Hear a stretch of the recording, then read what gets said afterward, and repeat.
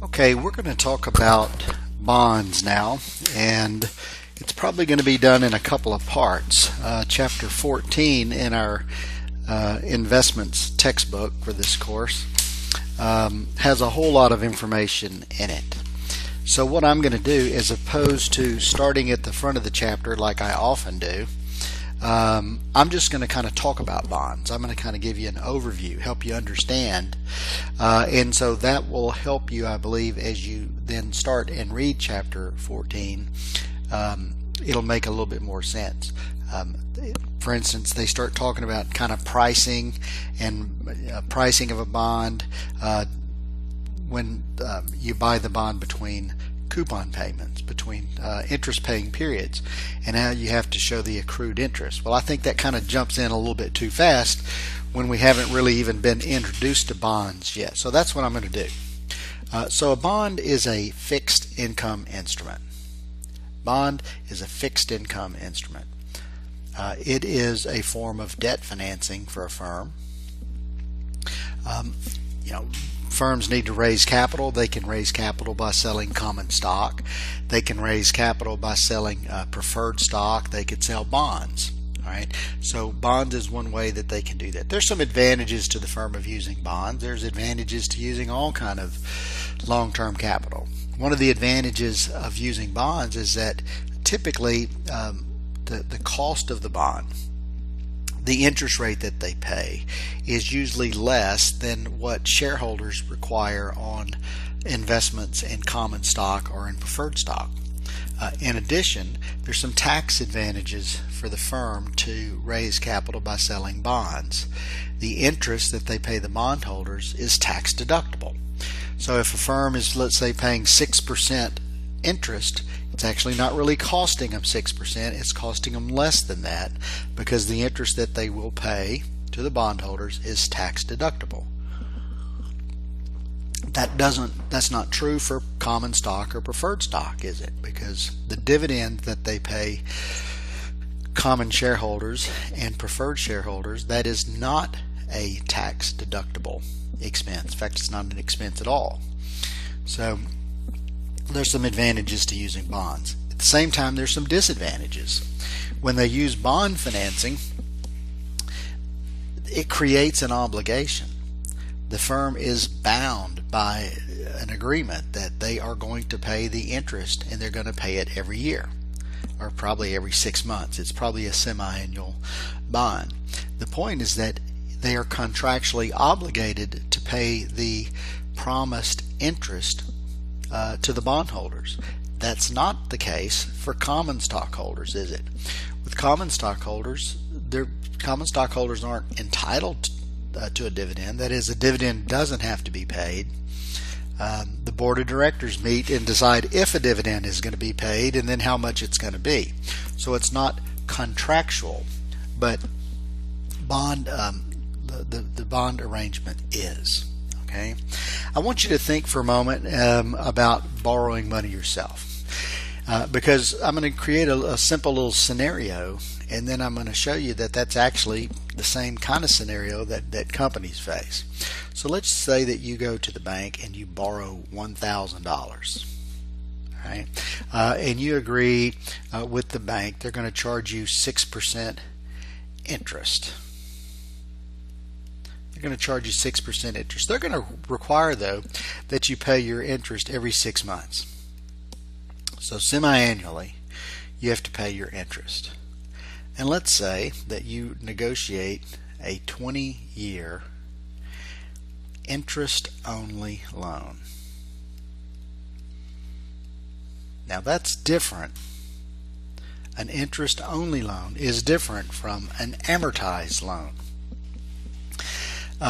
If you've purchased a home, you probably have an amortized loan. Every payment that you make consists of principal and interest. And so at the end of the term of the loan, because you've been paying both interest and principal, you've paid off the loan, right? And so after 20 years or 30 years, you have paid off the loan. That's not the case with an interest-only loan. Let me draw the timeline for you. if you borrow this money, I'm going to show you what the payments are going to be, your payment schedule. You borrowed $1,000. You agreed to pay 6% interest, but you're going to pay it semi-annually. So that's $60 a year, because interest rates are always quoted on an annual basis. So that's an annual interest rate. But the interest is going to be 6%. I'm sorry, the interest each 6 months is going to be 3%. It's going to be 3% of 1,000, which is $30. Right? If you take 6% times 1,000, it would be 60, wouldn't it? So $60 a year, $30 every 6 months. How many total periods are there? Well, there's 20 years. There's 2 periods per year, so there's going to be 40 total periods. So every year you're going to pay $30. Every 6 months, rather. You're going to pay $30. And then finally, 20 years from now, you owe the $1,000. You've never paid back any of the principal. All you've ever done was paid interest. So these are the cash flows, right? This is what your cash flow or your payment schedule would look like. You'll pay the bank $30 every 6 months from now until 20 years goes by. And then 20 years from now, you have to pay your last interest payment, and you still owe the $1,000 back to the firm or to the bank. Well, that's very, very similar to what what companies do, rather. Okay, you sign an agreement basically. I'm going to give you an example here. This is our bond. The bond is going to have a certain par value. The par value is the principal amount. It represents how much principal was borrowed, and it's $1,000 generally. You can assume it's $1,000 unless you're ever told otherwise. The bond is also going to have an interest rate. It's called the coupon rate. And in this example, my coupon rate might be 6%. Remember, interest rates are quoted on an annual basis. So even though that this bond is going to be a semi-annual bond, it does not mean you're getting 6% interest every 6 months. You're getting 6% interest every year, but it's paid twice a year. And finally, the bond has a certain length. It's called the maturity. This particular bond is going to mature in 20 years. So that's a basic bond. And then the cash flows that you see here are the same. The same as you had when you borrowed the money from the bank. It looks the same for this company that has borrowed money from investors. All right? So that's the basics of a bond. Now, let's think about that interest rate. The 6%. 6% was the interest rate in my example. Why do you think this particular company decided to pay 6%? Why not 5%? Why not 4%? That would certainly be less expensive. Well, you know the answer to that. It's the same reason that if you said to me, hey, Dr. Durr, why did you pay 4% for your mortgage? Wouldn't it have been smarter to pay 2%? And my response would be, yeah, but 2% was not the market rate of interest when I needed to borrow that money. Similarly, 6% happens to be the rate this company is paying because that's the market rate of interest. But we know market rates change over time. And when market interest rates change, it's not going to change the cash flows of this bond right here, is it? This bond is going to pay $30 every 6 months, regardless of what happens to interest rates. It's a fixed income instrument. It does not change. It's a promise. It's like when you borrowed money from the bank. When interest rates changed, it doesn't change your deal. You still have to pay the 6% annual interest. What does change, though, is the value of this security. Interest rate movements are the primary determinant of changes in bond value. Let's assume that 5 years into this bond, 5 years after this company had issued this bond, so there's still 15 years left. All right. Let's say interest rates have risen from 6% to 7%. So let me write that down. Assume 5 years later,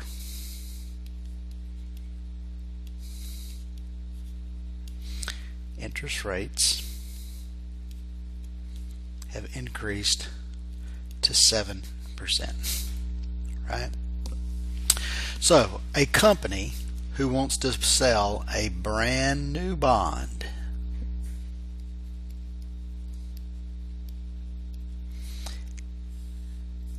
is going to look like this.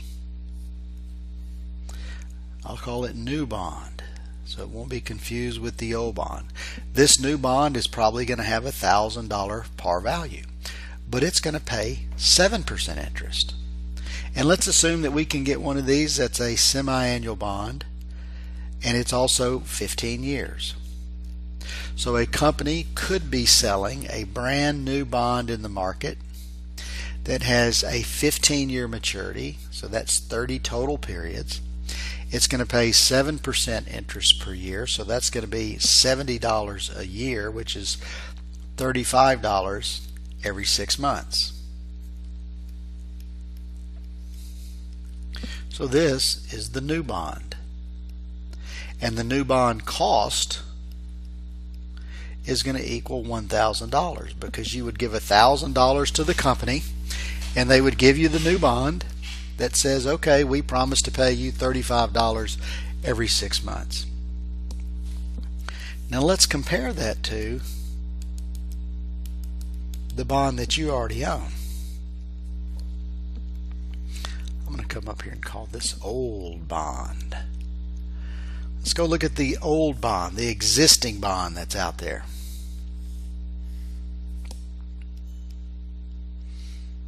Well, remember the characteristics of that bond. It had $1,000 par value, but remember its coupon rate was equal to 6%.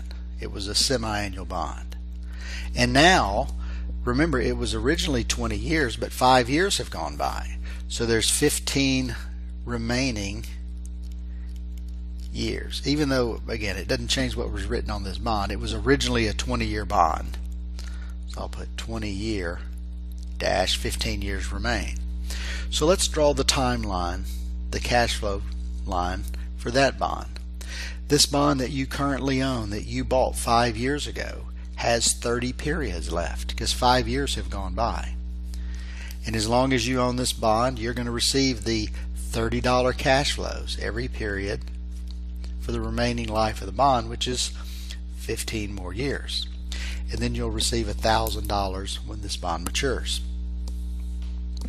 Well, if you can go, and let's assume you're thinking about selling your bond. Well, somebody that's in the market for a bond can pay $1,000 and get a bond that's going to pay them $35 every 6 months. Your bond is only paying $30 every 6 months. So do you think your bond is going to sell for $1,000? The answer is no. Why would somebody buy your bond for $1,000 when they can buy a brand new bond for $1,000 and get more money, get higher interest payments? So what we need to do is we need to determine the value. We need to value this bond at the new market interest rates.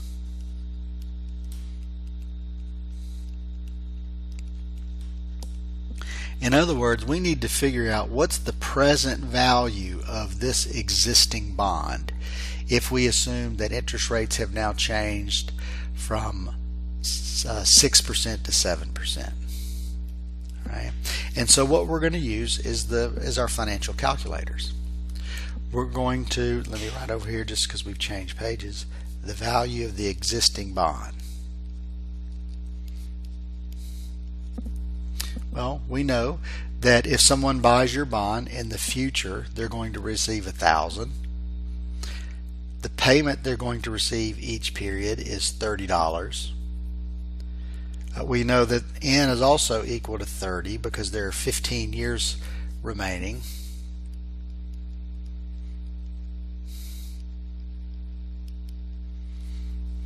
We also know the interest rate. What we want to know is what is the value of this bond in a now 7% interest rate environment. And so we're going to use 3.5% because it's 7% divided by 2. The market rate of interest is 7%, but since this is a semi-annual bond, we divide it by 2. And let's solve for present value to see what this is worth. So I'm going to plug in 1,000 is my future, 30 is payment, 30 coincidentally is N, 3.5 is I. And I solve for present value and I get $908.04. Now I knew it was going to be less, right? Because if someone can buy that brand new bond and pay $1,000 and get $35 every 6 months, they're not going to pay me $1,000 for my bond that pays less than $35. I'm going to have to sell my bond at a discount, and it turns out it's $908 is the price of this bond. So I'm going to have to sell it at almost a $92 discount. This bond has decreased in value because interest rates rose, and that's a fundamental concept that you need to understand. When interest rates go up, present value falls, and that's what we saw here. If interest rates go down, present value goes up. If instead of this interest rate changing from 6 to 7%, if the interest rates had gone down, let's say from 6% to 5%, then our 6% bond would look really, really attractive, because our bond would be paying $60 a year and new bonds would only be paying $50 a year if the interest rates had dropped to 5%. So we see that one of the main drivers of bond prices is interest rates. And this is truly a fundamental relationship you need to know. When interest rates go up, values will go down. The value of a bond goes down. Generally, the value of stocks go down. When interest rates go down, value goes up. So changes in interest rates is the primary driver. All right. Now let's look at something else here. Let's go back to our original 6% bond. We have a 6% 20-year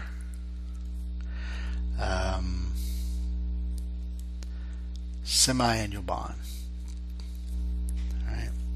And so what I want us to look, so this is what I'm going to plot on this graph here. So I'm going to put that we have 20 years remaining, which is 40 periods because it's semi-annual. It's 40 periods remaining, and then I'm going to put right here is 0. So that's when the bond is going to mature.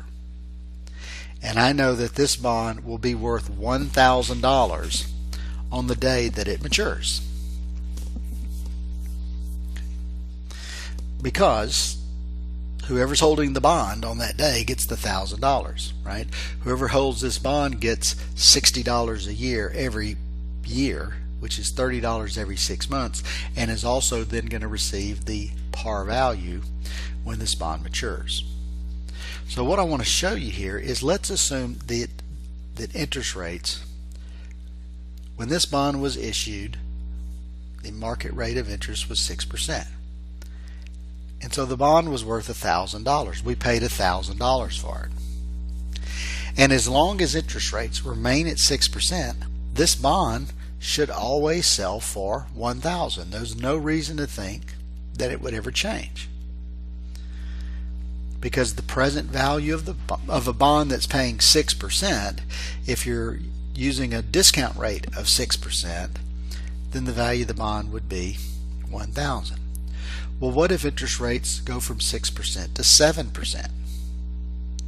Well, we've already said the value of the bond is going to fall, so I'm going to put 7% here. So let's solve for what the value of this bond would be with 40 periods remaining. It's a 6% coupon bond. What if this bond was issued and immediately interest rates rose? Well, we would say future value is 1,000. Payment is equal to 30 because it's a semi-annual bond. N is equal to 40. So this is 20 years times 2. This is 60 divided by 2. My interest rate would be 3.5. Again, so what I'm trying to do here is say, if right after this bond was issued with 40 periods remaining, if interest rates had gone from 6% to 7%, what would the value of this bond be? So let me do that. I think all I have to do is change my number of periods. So I believe this would be $893.22. But let me confirm that real quick. 1,000 future, 30 is payment, and 3.1. Yes, 893.22. Now, again, this unrealistic scenario, we purchase this bond. It's paying 6% interest, 20-year semi-annual bond. We paid $1,000 for it. If the day after we bought this bond, interest rates rise to 6%, this bond will immediately drop. And we've already seen why. Because when interest rates are at 7%, someone can buy a brand new bond for $1,000 and get $70 in interest a year. Ours is only paying $60. So ours is going to drop in value. Now, let's assume interest rates remain at 7% for the next 40 periods. Very unrealistic. Will this bond always sell for $893? And the answer is no, it can't. Because remember, this bond has to be worth $1,000 when it matures. Oh, I thought that might happen. All right. So what we can see is the value of this bond that's selling at a discount. We would expect the value of this bond holding interest rates constant. The value of this bond is going to have to increase each year. If on the other hand interest rates had gone from 6% and the very next day dropped to 5%, then now we're holding an awesome bond, aren't we? Because our bond's paying 6% and new bonds would be paying 5%. Let me plug that in here real quick. I'm going to say future value is 1,000. Payment is equal to 30. N is equal to 40. Now I'm going to put my interest rate at 2.5, which is 5% divided by 2. Right? And so 1,000 future, 30 payment, 2.5 I, 40 N. We're going to have a bond selling at a premium. And this bond is selling for $1125.51.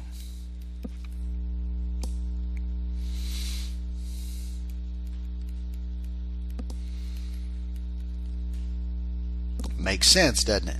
Our bond is paying $60. A new bond's only paying $50. So someone would buy our bond for more than $1,000. If interest rates remain constant at 5%, will this bond always sell for $11.25? And of course the answer has to be no, because this bond has to approach $1,000.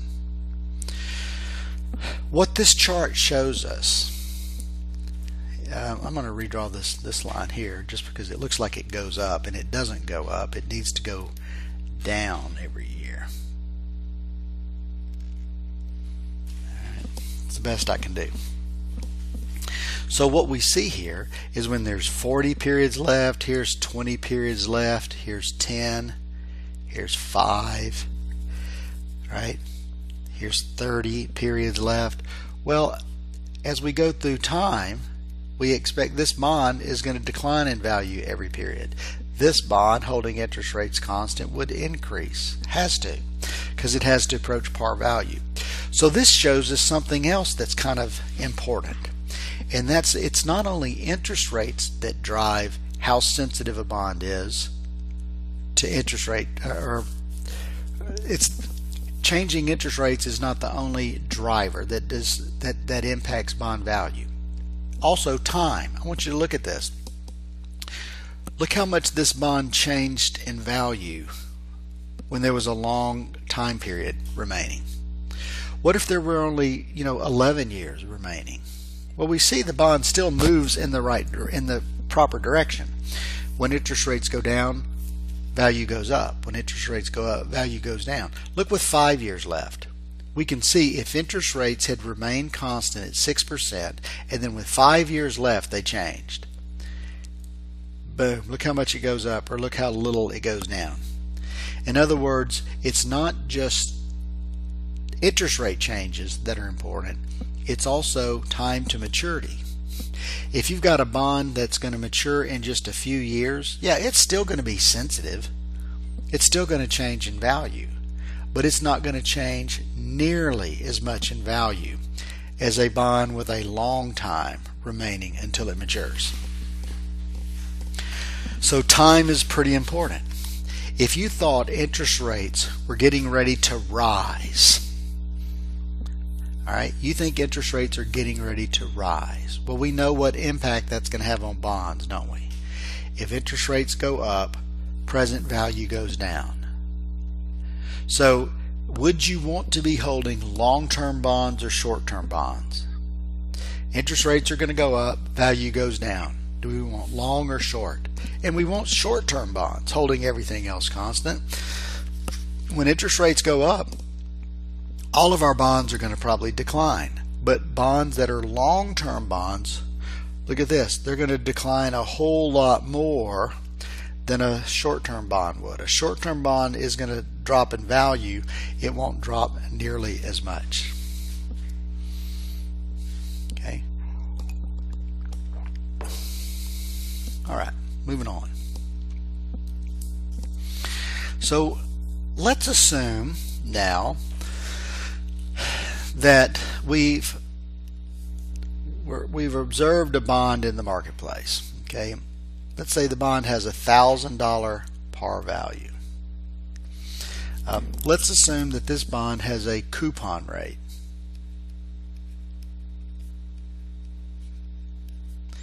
equal to 3.2. No, that's not what I want. How about 6.5%? This bond has a coupon rate of 6.5%. It's a semi-annual bond, and let's assume that there are 17 years until the bond matures. So pretty sure that this is not a new bond, right? In fact, I can tell you it's not. And one way I know that is there's 17 years. That's just kind of an oddball year, right? So it was probably a 20 or 25 or 30 year bond, and this is what remains. So I'm going to draw the timeline. We're thinking about buying this bond.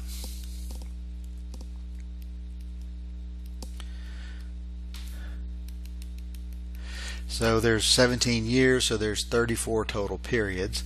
If we buy this bond, we're going to get $65 a year, which is $32.50 each 6 months.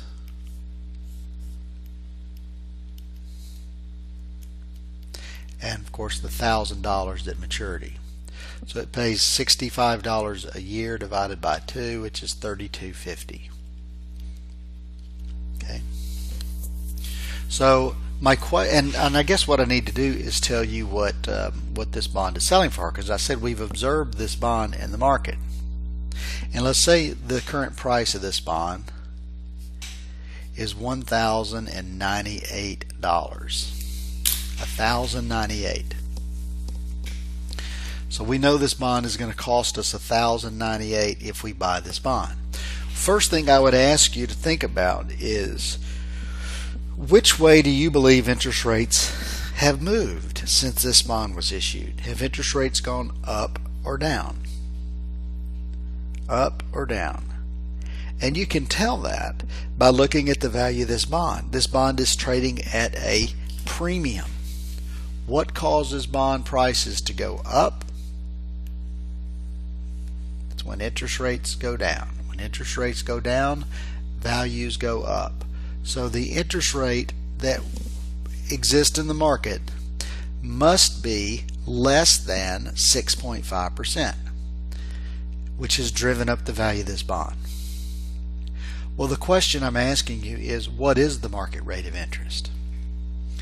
What is the market rate of interest right now that's pricing this bond at 1,098? Well, we can easily solve for that.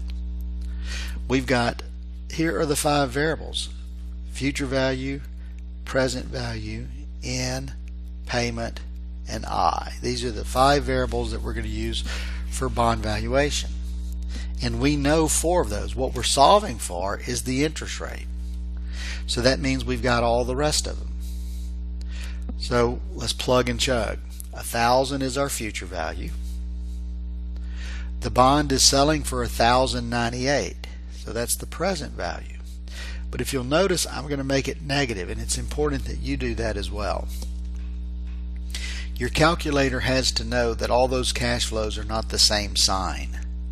Your calculator has to know that when you buy that bond, if somebody buys that bond today, it's going to cost them 1,098, which is a negative cash flow. And if they do buy that bond, in the future, they're going to receive a positive 1,000, and each period they're going to receive $32.50, which is positive. So the 1,000 and the payment are going to be positive numbers. And we're going to put there are 34 periods that remain. So let me plug it in. We got 1,000 is future, 1,098 negative present value, 34 total periods, 32.50 I will receive per period, and I solve for the interest rate. And so my calculator is actually running, and it actually says in the display running, running, running. It's a slow one, but it's a really good one. I get 2.799. You think that's the answer? Well, it's close to the answer. Remember, this is a semi-annual problem. And so when I just solve for that interest rate, that's the market rate per period, which in this case is 6 months. Interest rates are quoted on an annual basis. So that gives me 5.5988. Okay, even I'm willing to round that to 5.6%. Even though I'm usually kind of uptight about rounding interest rates, that one's close enough. 5.6%. Interest rates on this bond is paying $65 or 6.5% interest every year. But I knew interest rates must be less than that because this bond is selling at a premium, a $98 premium. All right, and so I solved for that market rate of interest. This market rate of interest we have just solved for has another name, and it's called the yield to maturity. The yield to maturity.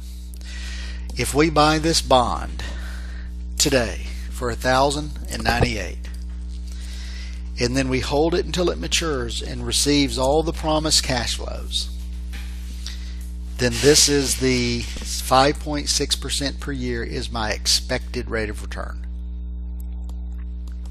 That's my expected yield. 5.6%. If I buy this bond, I expect to yield that annual interest rate all the way to maturity. Yield to maturity. We'll see in a little while that a yield to maturity is not the same as what your actual return is going to be. I'll show you why in a little while when we calculate what's called the realized yield. But for now, this is pretty important. And again, you should be able to look at the value of a bond. In this case, it was 1,098. And you know that the yield is going to be less than the coupon rate because this bond is selling at a premium. The only thing that's going to drive that up as it relates to interest rates would be interest rates have gone down, value goes up. All right, so the yield on this bond is 5.6% per year.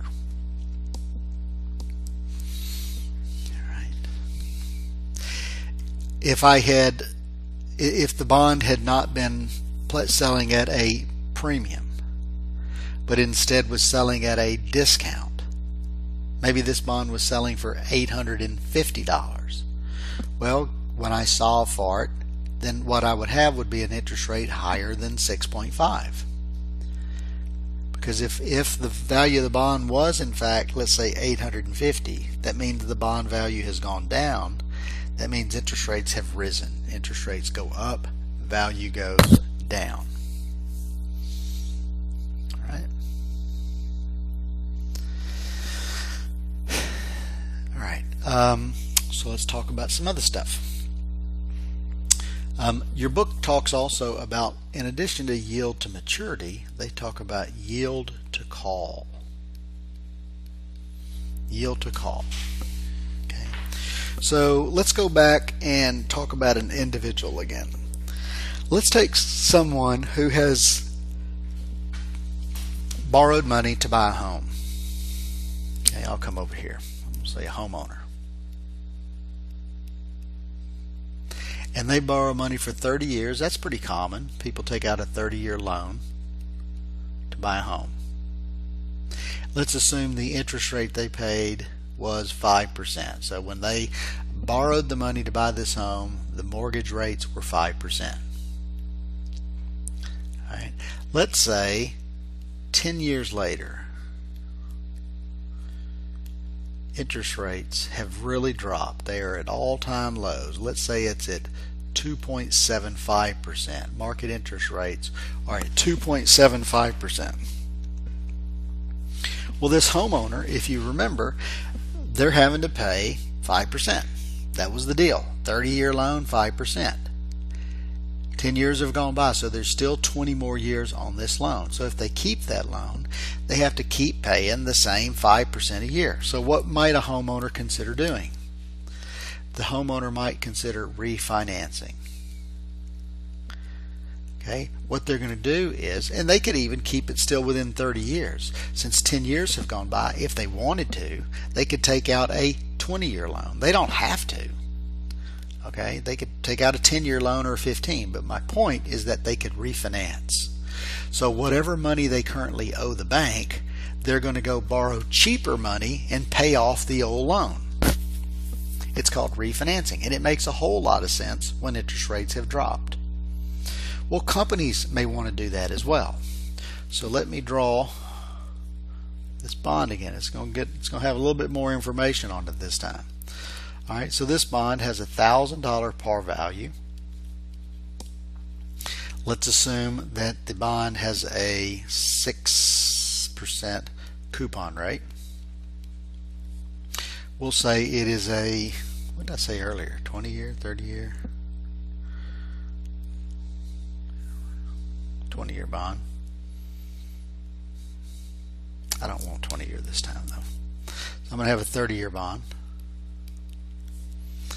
Semi-annual, but this bond is callable. This bond is callable in 10 years at a price of, I'll make it $1,060. All right, so what that looks like now, it's still a bond. It's the same type of bond.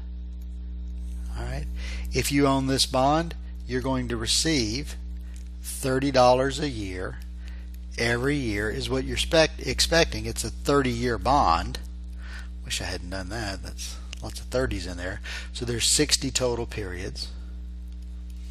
This is what this bond would look like if you bought this bond and held it until it matures. But what we have in here is at 10 years, this bond is callable.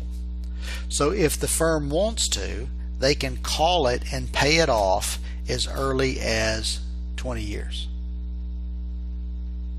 I'm sorry, not 20 years, 20 periods, 10 years. It's callable in 10 years. So at the 10-year mark, if they wanted to, they could pay off this bond early. Well, why would they do that? Well, potentially because interest rates have dropped. If interest rates have dropped, it may make sense for the firm to say, oh look, interest rates are no longer 6%, interest rates are 4% in the market. Why don't we refinance? Let's sell a brand new bond and only pay 4%, take the money that we raise and pay off the old bond. Okay, so that basically lowers their cost of financing, just like homeowners are trying to lower their cost of financing. Right, so that's what a callable bond is. If a bond is callable, the investor really probably needs to calculate two different rates, two different yields. One is the yield to maturity, which is what we just saw for. The other, though, is the yield to call. Since we may not get to own this bond until it matures, we want to know, okay, well, what if I buy this bond at the current price and then this bond is called away from me? I don't get to hold it for the whole time period. What yield would I have earned? So let's do that one. Let's take a $1,000 par value bond. I'm going to change it just because I'm afraid I'll mess up from the previous. Let's make it be a 7.5% coupon rate. There are 30 years to maturity. Let's say it's callable in let's make it just callable in 10 years at $1,075. Now it's not always like that. That it just so happens in this example and the previous one that I did is that the call price includes 1 extra year's worth of interest. Often when bonds are callable, they are callable at a premium, with a premium built in. They'll pay you extra if they call it, often. But sometimes bonds are callable at par. So they don't always, there's not always a premium built in, but here I'm going to have it built in. Let's assume that the current price of this bond is $1,062. Alright. So I want us to solve for the yield to maturity and also the yield to call. By the way, it's a semi-annual bond. Let's get used to that, semi-annual. Alright. So I'm going to write down what my inputs are going to be.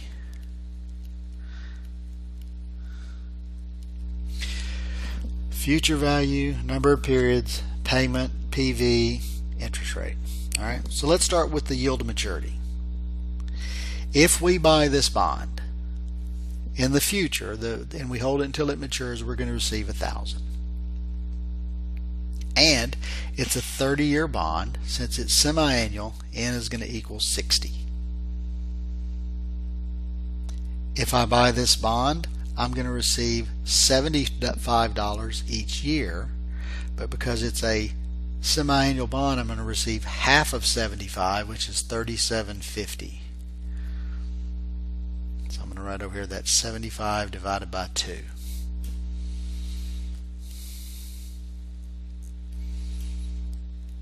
Okay, my present value, we need to make it negative. You'll know if you forget to make it negative, because if you enter it in as a positive, if you enter in all those values as positive, your calculator is going to go on strike. It's not going to do it. It's going to say nope, error message, or no solution, and you're going to go, what's wrong? Something's wrong with my calculator. And it's like, no, it's not. Something's wrong with the calculator operator. You got to make sure that the present value here is a different sign than the other two cash flows. And the easiest thing to do on a bond really is just to make the present value negative, because you'd have to buy, or you'd have to pay, or someone would have to pay $1,062, which is a negative cash flow, if they wanted to buy this bond. And then we solve for the interest rate. So let's do that.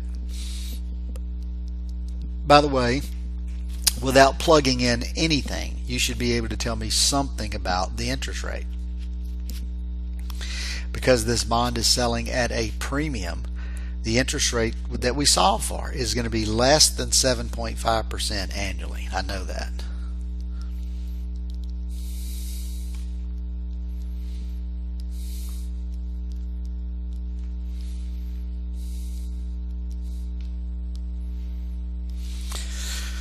Okay, I'm hitting solving for interest rate. My trusty Hewlett-Packard 12C is running.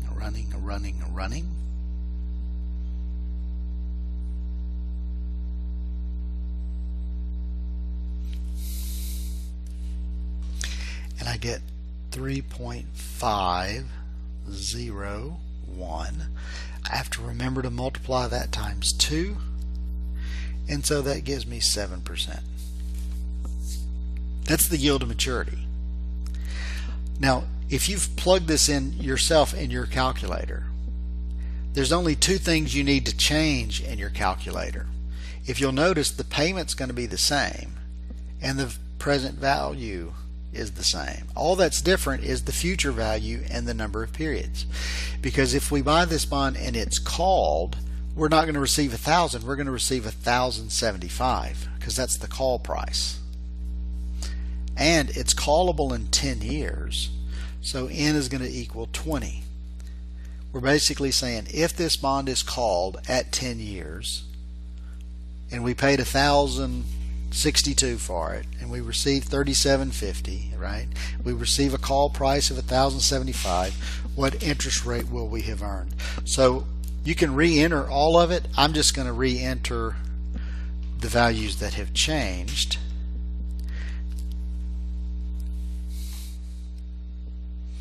And as already said, it's going to be less than, I know it's going to come up less than, wait a minute. Okay, how come that didn't work? Let's try that again.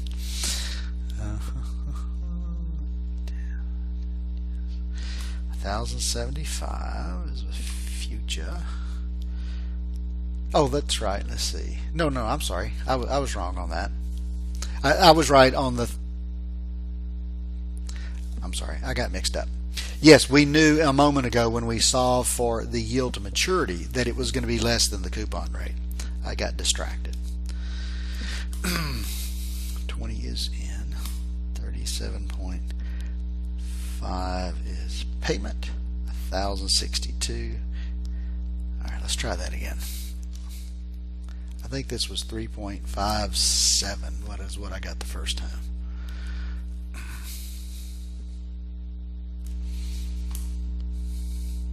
Yep, 3.574. I multiply that times 2 and I get 7.148. Okay. And so I would be happy, I suppose, with 7.15. All right. But the point here is that the yield to call would be higher. 7.148 is what, if we buy this bond today at its present price and we hold it and it's called from us 10 years from now, then our expected yield would be 7.148% per year.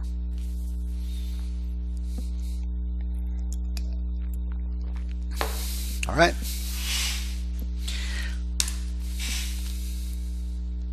Let's keep going. This is awesome. Let's talk about another type of security. Let's talk about a zero coupon bond. Okay, so we already know what coupon is. Coupon is the interest rate. So far, every time I've had a bond, right, 7.5% coupon, that was the interest rate. Here was a 6% coupon, that was the interest rate. So if I have a zero coupon bond, that means the interest rate is 0. So let me give you a scenario here. Let's take a 30-year zero. Now, because I'm getting ready to do something, I'm gonna do something different this time. I'm gonna let this be an annual bond. This bond is going to be priced annually. It's not semi-annual. So it's a 30-year zero coupon bond, and it is currently priced to yield 6%. That doesn't mean it pays 6% coupon. It doesn't. It pays 0 coupon. But it's priced to yield 6%, and let's assume there's $1,000 face value. or par value. So let's draw this timeline. If you buy this bond, how much interest are you going to receive each year? And the answer is 0. But you are going to receive $1,000 when this bond matures. So basically, when we're solving for the value of a 0 coupon bond, we're just going to simply discount this one cash flow back and determine what it's worth to us today given some interest rate. All you're going to do here is say future value is equal to 1,000, N is equal to 30, I is equal to 6, solve for PV. And you're going to get, I believe, $174.11. So this 0 coupon bond cost $174.11. You pay that, and 30 years from now, you'll receive $1,000. What rate of return are you earning? Well, you're earning approximately 6% compounded annually. Right? If you invested $174 today in some kind of bank account where you can earn 6% compounded annually, 30 years from now it's going to be worth $1,000. So this is how we value a 0 coupon bond. Now let's check something here. Let's assume that interest rates right after this bond is issued, interest rates drop to 5%. So you bought this bond. Let me put it, make sure you see that it's in paper, it's printed on paper.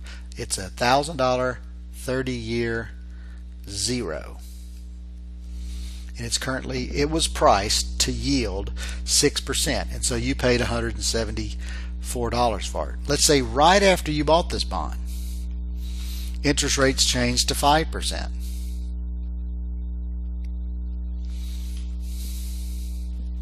Well, the value of this bond is going to go up, and it jumps up to $231.38. I think I did that right. Let me try that again. 1,000 is future, 30N, 5I, PV. Yeah, 231. So look at that. It jumped. You may go, yeah, it just jumped like, what is that, 26? That's only like $57. That's a lot.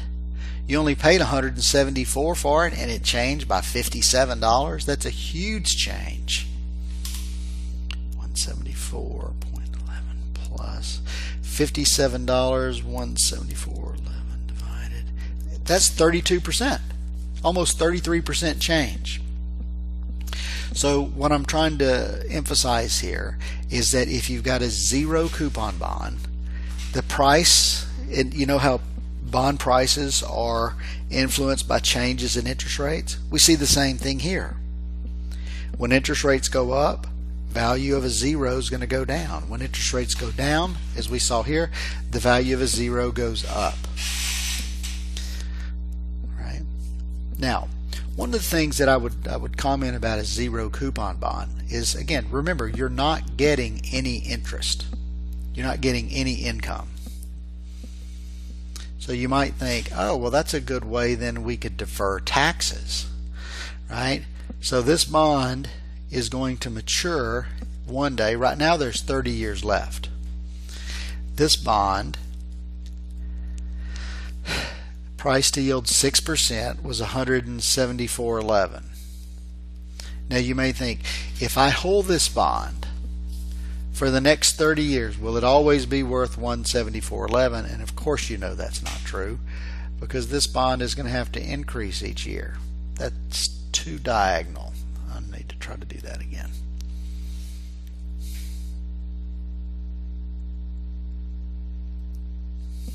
That's a little better. It's supposed to be curved. All right. So when there's 30 years left, when there's 29 years left, when there's 28 years left, 27, and so forth, what should happen is we expect that the value of the bond is going to increase each year. Again, this does I didn't mean to make this look like a straight line. It's not, or a diagonal line. It's not diagonal. It's supposed to have a little curve in there. And if I knew how to do that, let's see if I can do that.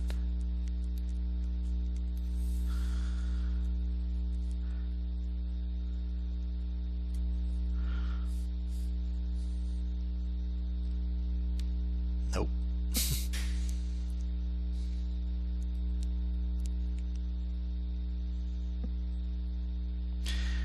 Oh man, let me try it one more time. Now I've blown it. I'm just not comfortable there.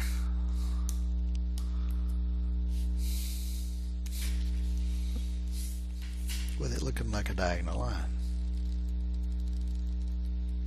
Well, that doesn't look like a curve. You see my problem? Teaching is much harder than you guys think it is. Alright, that's going to have to do it right there. So it's going to change. It's going to be, let's say, at this point, and then a little higher, and then a little higher, then a little higher, and so forth.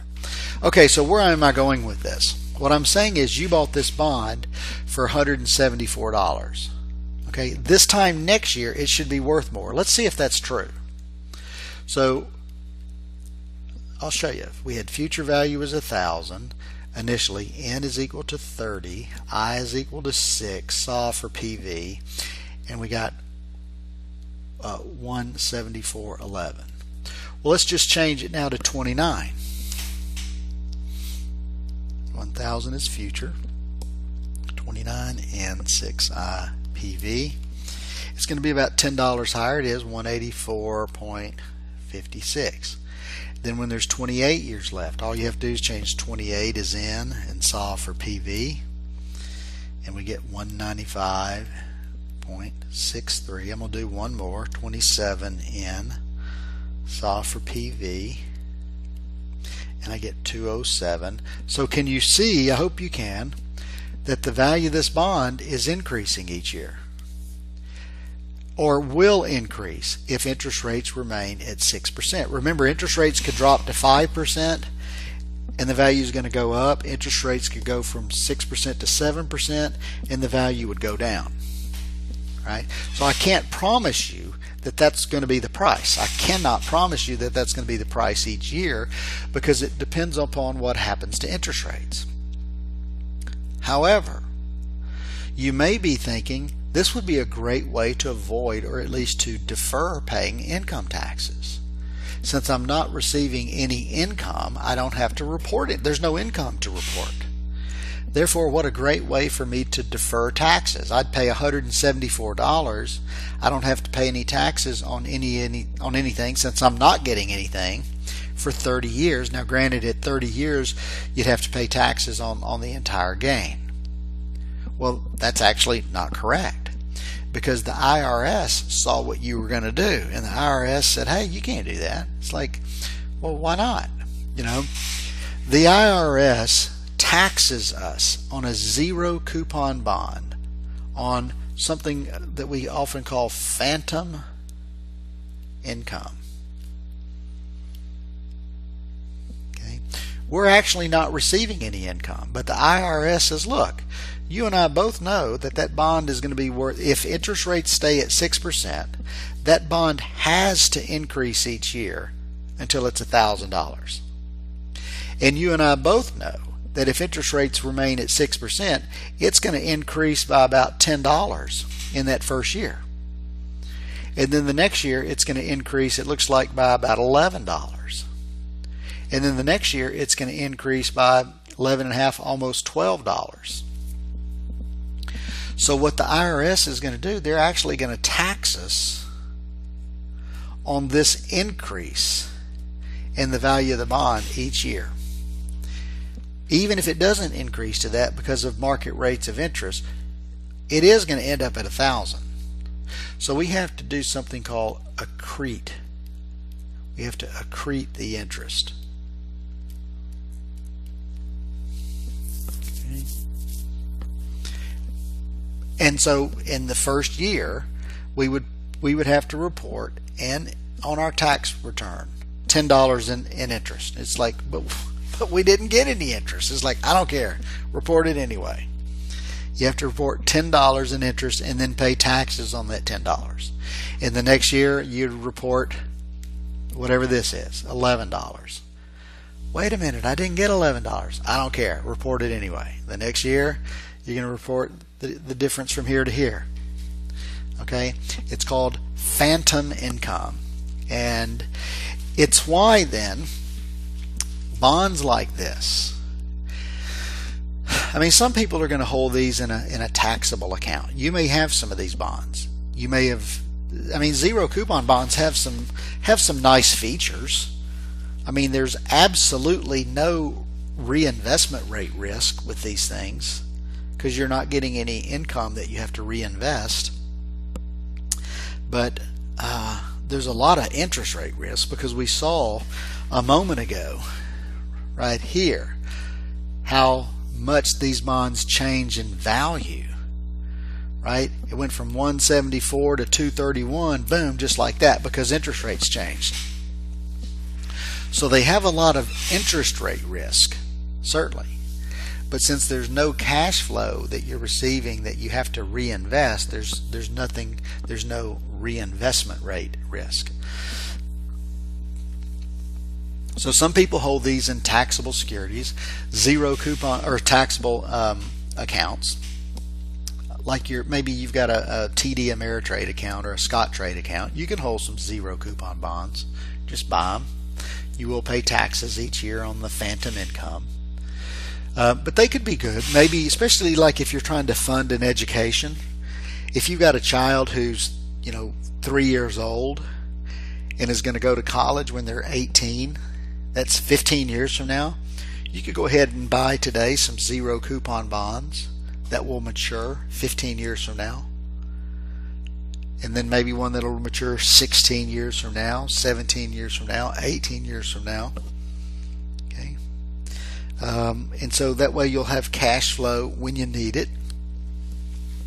Another thing you might consider doing is buying these zero coupon bonds in a tax deferred account, like an IRA, for instance, or something, so that when you invest in a tax deferred account, you don't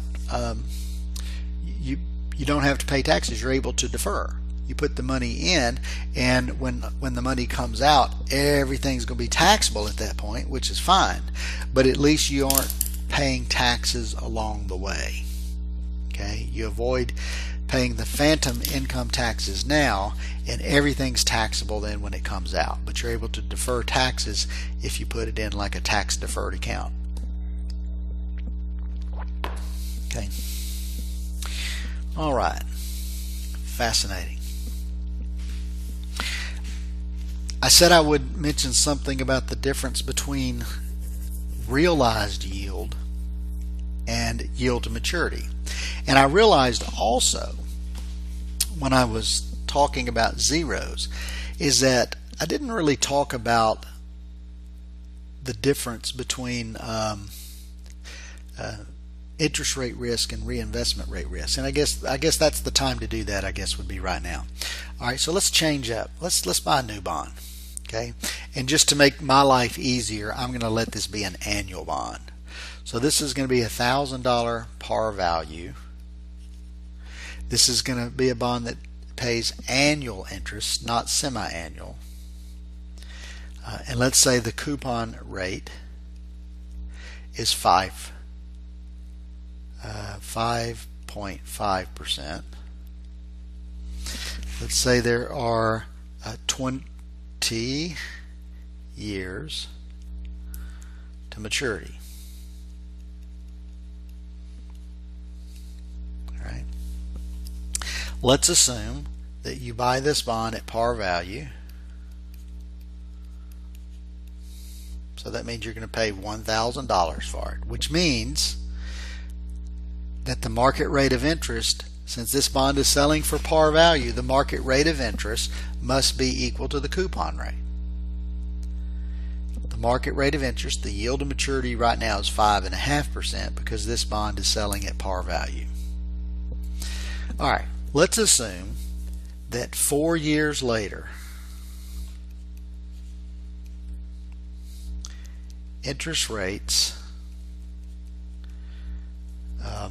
drop to 4.5%. So I'm going to draw your timeline here and show you what this looks like. 1, 2, 3, 4, 5, 6, all the way through 20.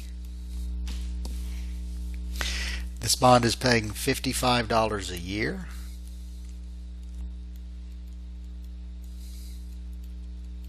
Whoop.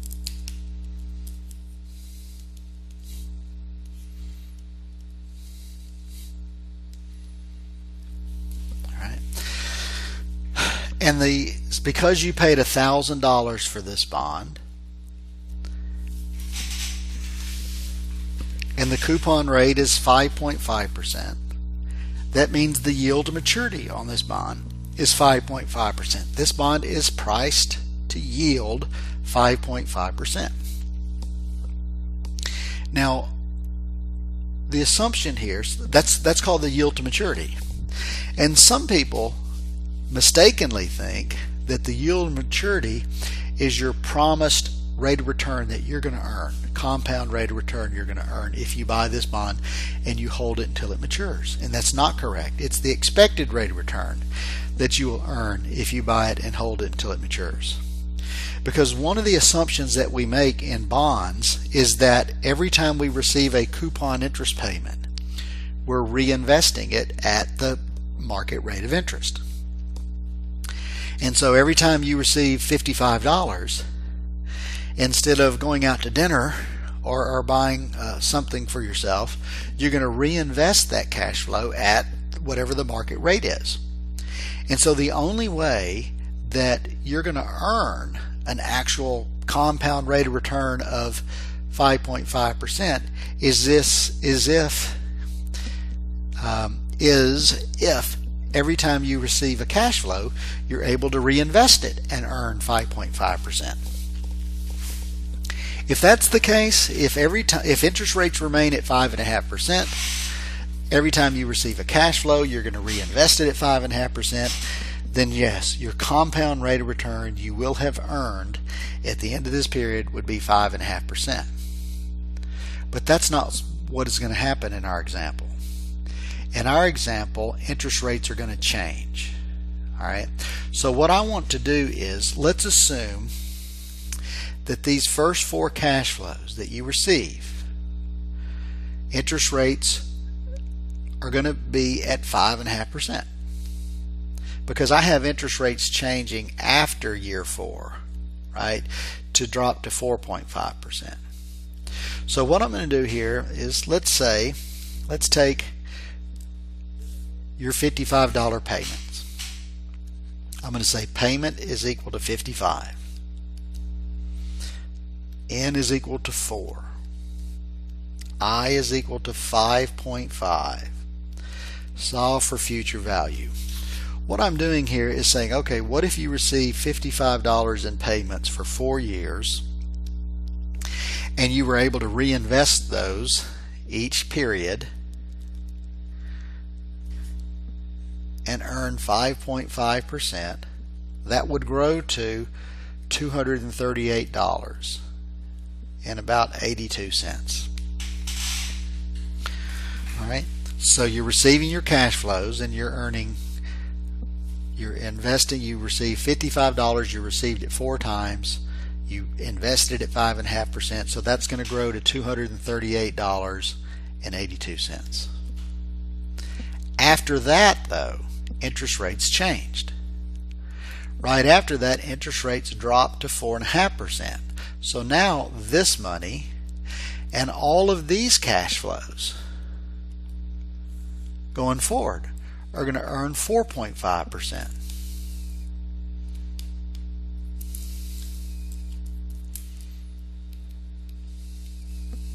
So my second calculation then is going to say, okay, at that point I've got a pot of money that I've accumulated, $238.82. In addition, I'm going to receive and invest payments that are equal to 55. I'm going to receive these for 16 years. There's 16 more years until this bond matures. My interest rate, though, every time I receive a cash flow, I'm going to invest it at 4.5% because interest rates have dropped. So what this looks like is my $238 right here is going to earn 4.5% for the next 16 years, and my payments are going to earn 4.5% for the next 16 years. Let me solve for future value. So 238.82 is my present value.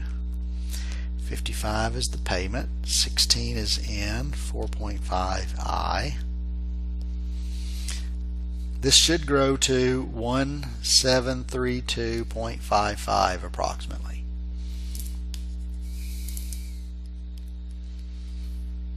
So all of this money and all of this basically will have grown to $1,732.55. I should have a pot of money equal to $1,732.55. Let's go back and make sure we understand. Well, and then I'm going to receive $1,000 when this bond matures. So I should have $2,732.55. So let's go back and make sure that we understand what just happened here. Okay, we start here with $1,000. We paid $1,000 for this bond. Okay, and then we received 55, 55, 55, 55 for those first 4 years, and we were able to reinvest them at 5.5% because that was the market rate. And so our future value of our annuity is $238. From that point on, however, interest rates changed, and so we were not able to reinvest and earn 5.5%. Now we can only get 4.5%. So each of our payments we receive in the future, as well as the pot of money we've already accumulated, that's going to earn 4.5%. So this 1732 right here represents the future value of all of our payments that we will have received during that 20-year time period. 20-year time period. Plus we get the $1,000 when the bond matures. So we've got a pot of money, $2,732. Let's solve for what rate we actually earned. Here's what we know.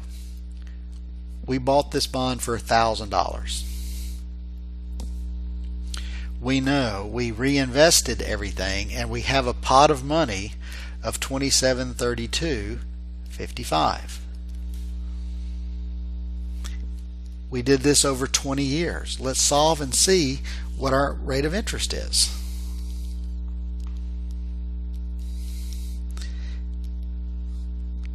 I'm plugging it in right now, but I know my answer is going to be less than 5.5% because we didn't earn 5.5% each year.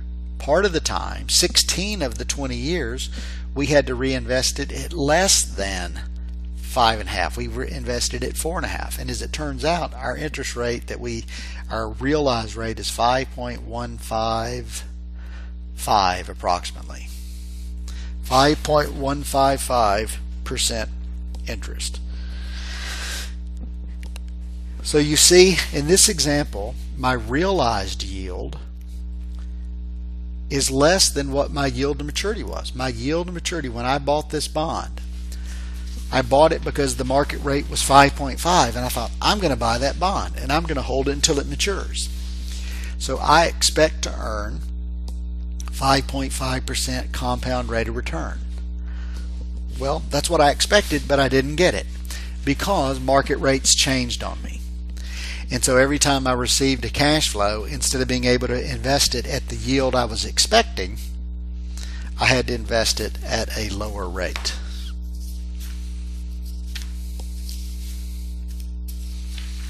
All right. I'm going to do one more thing, and then I'll probably call it with today. A few things actually.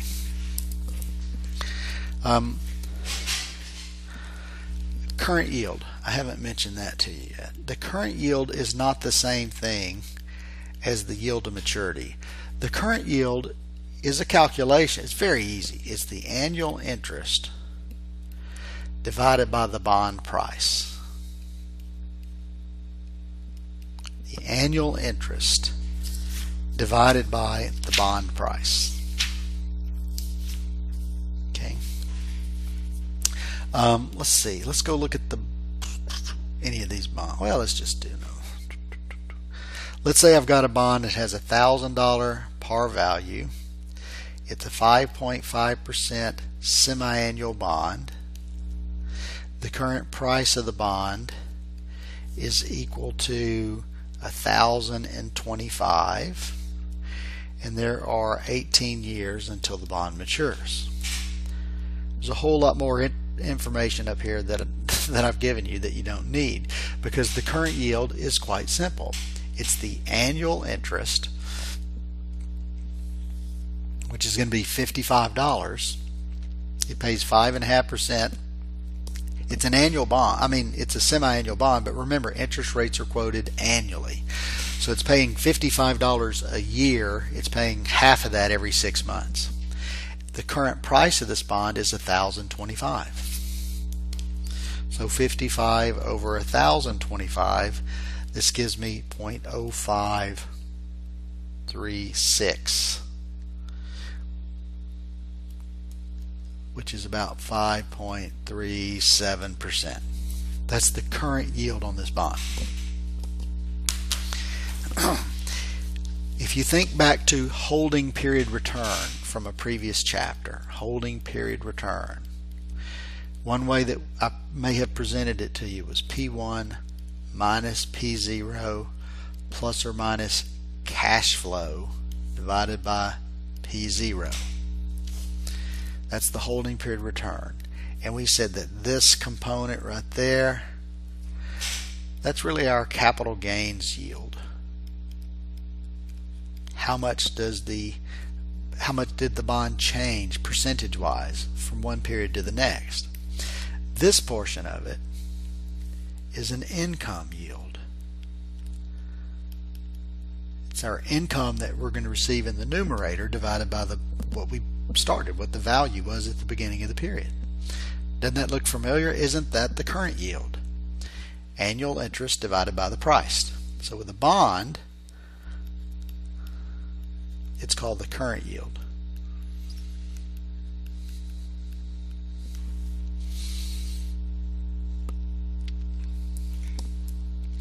I saw this relationship that's pretty cool actually, that shows this drawing rather, that shows the relationship between coupon rate, current yield, and yield to maturity. So I'm going to share it with you. I'm going to draw this seesaw, this little teeter-totter. Remember what those are? And this is going to represent the coupon rate. The coupon rate. All right, and then I'm going to draw this blue line directly across here. This represents a par bond. And then I'm going to also draw then this line and this line. And this is the CY, which stands for the current yield. And this is YTM, which stands for the yield to maturity.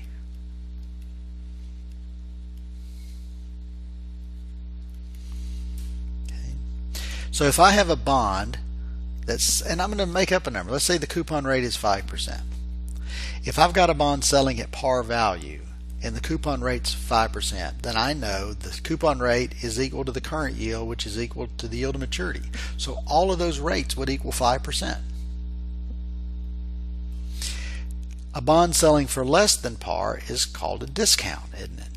A discount bond. So I'm going to draw this line that. If you've got a bond selling at a discount, look at the relationship. The coupon rate is less than the current yield, the current yield is less than the yield to maturity.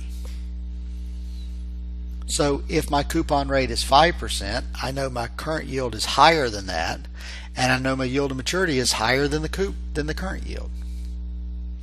A bond selling for more than par is a premium bond. Okay, follow the line down. The coupon rate is higher than the current yield. The current yield is higher than the yield to maturity.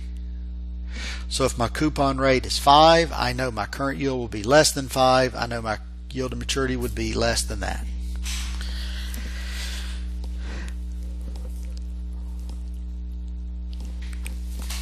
Okay, so that's a cool little diagram, I think, that helps us understand the difference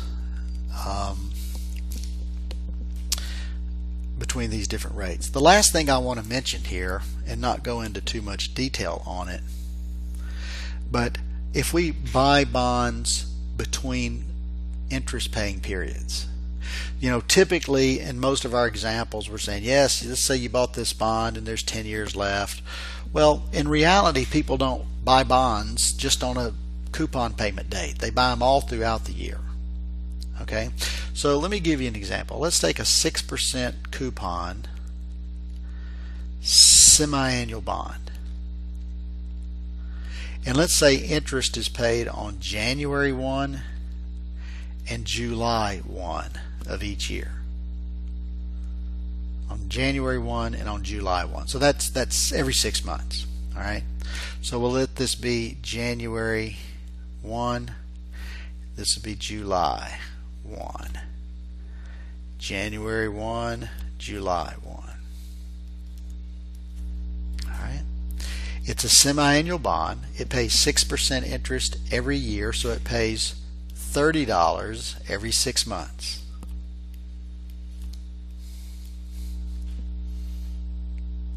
Alright, let's say that you bought this bond, let's say July, August, September. Let's say you bought this bond right here, exactly on September 30th. That's right in the middle, because you got July, August, September, October, November, December, right? So if you buy it on the last day of September, you bought it exactly in the middle of this interest paying period. Well, if you buy the bond on that date, come January 1, you're going to receive a $30 cash flow because you're going to be the owner of that bond, right? And the bond holder receives the coupon interest payment. But in reality, you're not really entitled to all 30 of that, really, because you didn't own the bond during the whole period. Remember what the coupon interest represents. It's the borrower paying the lender interest. And so if you're holding the note, you get paid interest.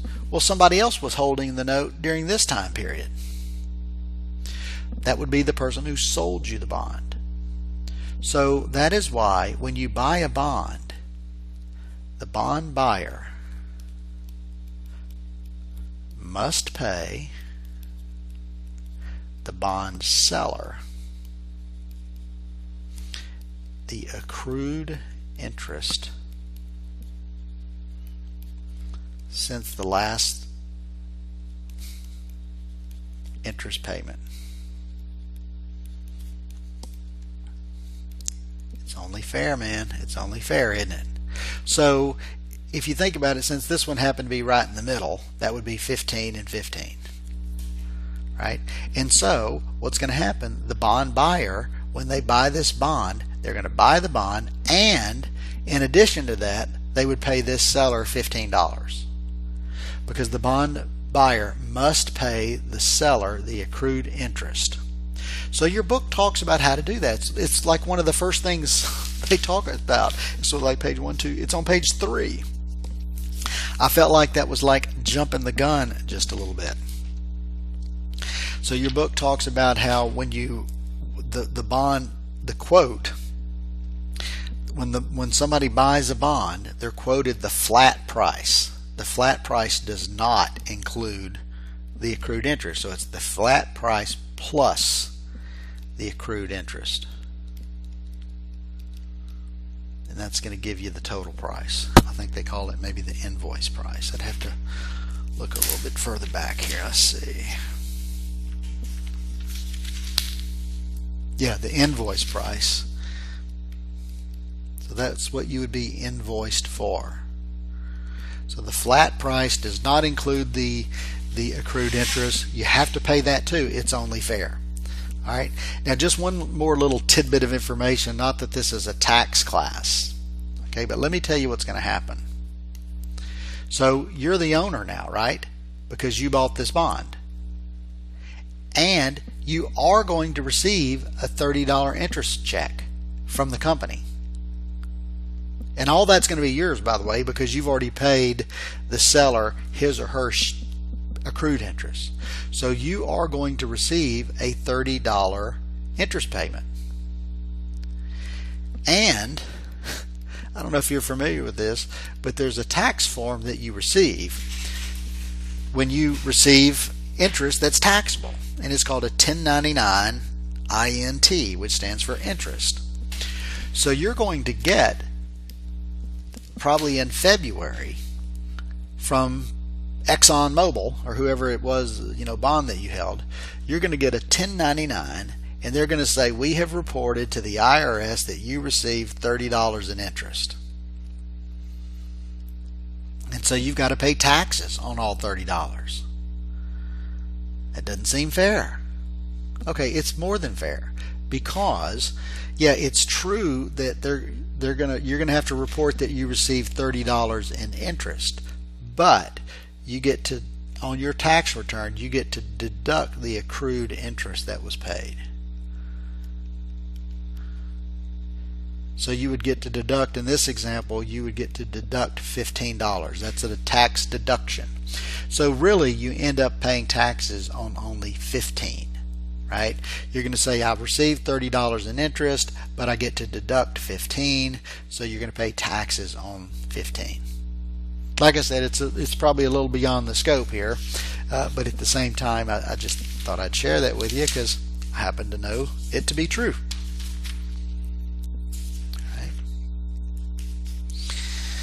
Alright, let me glance through here. There's more stuff to talk about, but this has gone about an hour and a half.